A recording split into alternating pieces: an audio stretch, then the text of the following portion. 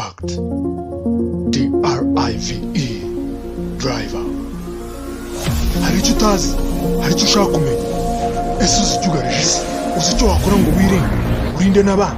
Kurikirana ikiganiro Impact Driver kuri YouTube channel, umenya amakuru yizewe, umenya icyo ukwiriye gukora, urinde ubuzima bwawe, urinde ubuzima bw'abana, uburinzi igihugu cyawe. Impact Driver. Welcome.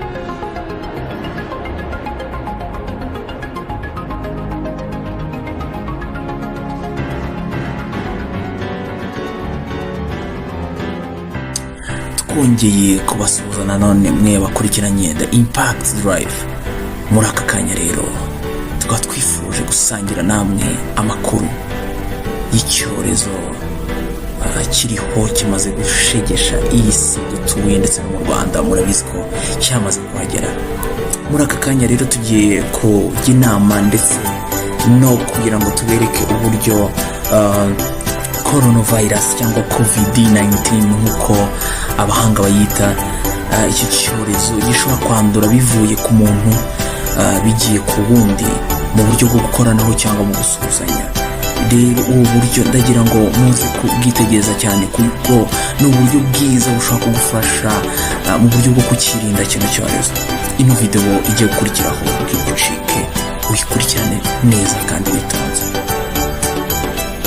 Hano nk'uko muza kubireba neza, umuntu muri buze kubona ufite akabara k'umuhondo kamuzengurutse, uwo arakorakoranaho cyangwa kugira ibyo dukoraho kwamaze kuba affected. Icyo gihe tuwita twanduza abo dukozeho cyangwa ibyo dukozeho tukabisigaho virusi.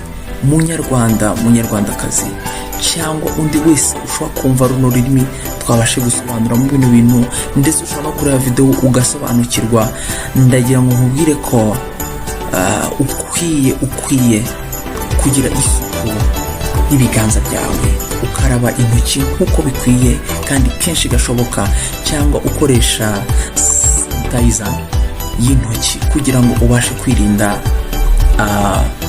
iyi coronavirus.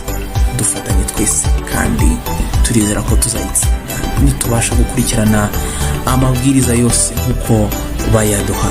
Twirinde twese coronavirus cyangwa icyo bita COVID.